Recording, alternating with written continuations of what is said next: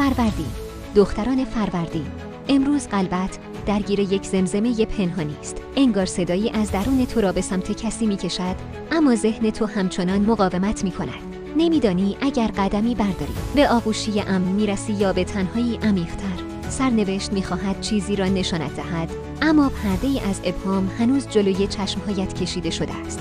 پسران فروردین، کسی در نگاهت جرقه‌ای روشن کرده، اما جرأت نداری روشن ترش کنی.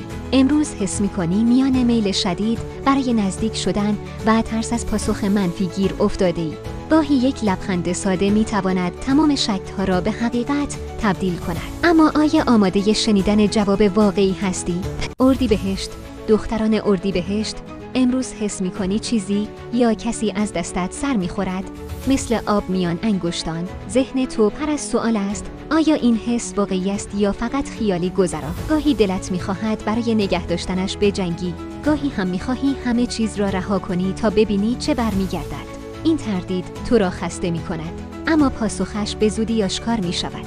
پسران اردیبهشت، درونت پر از کلماتی است که هیچ وقت نگفته‌ای. امروز فرصتی پیش می‌آید تا یکی از این کلمات از قلبت بیرون بپرد، اما نمی‌دانی گفتنش سرآغاز نزدیکی است یا پایان فاصله ها. ترس از شکست در مقابل توست، ولی شاید سکوت سنگین‌تر از شکست باشد. خرداد، دختران خرداد، قلبت مثل یک چهارراه شلوغ است. از هر طرف کسی یا چیزی توجهت را می‌طلبد. امروز بیشتر از همیشه میان هیجان و آرامش مردد میمانی.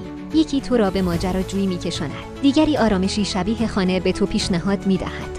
اگر امروز تصمیم نگیری، سرنوشت خودش برایت انتخاب خواهد کرد. پسران خرداد، کسی به تو نزدیک شده، اما هر نشانه‌ای که میبینی با نشانه‌ای دیگر نقض میشود. تردید مثل سایه روی دلت افتاده و نمیگذارد دستت را جلو ببری. با این حال در عمق نگاه او چیزی هست که به تو میگوید همه چیز ارزش یک ریسک کوچک را دارد.